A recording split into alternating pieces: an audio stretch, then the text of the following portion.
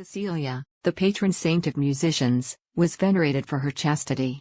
According to legend, on the day of her forced marriage to a pagan, Cecilia used the cadence of wedding music to sing to God in her heart.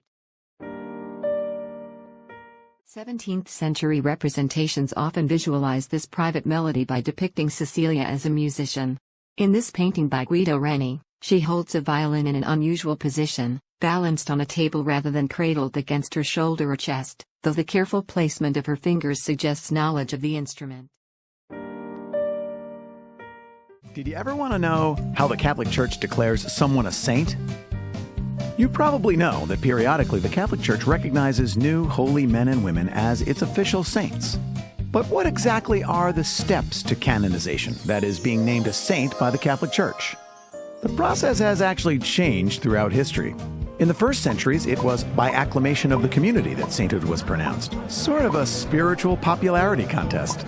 But because the stories of some of the early saints' lives were later found to be exaggerated or even purely legend, this method eventually gave way to a more structured process.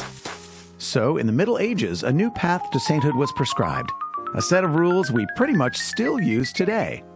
Here's what happens.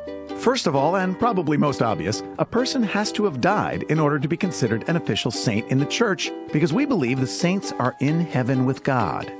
So at some point after their death, some fan of the potential saint, like someone who knew them or a member of their religious community, asks their local bishop to begin the cause for canonization.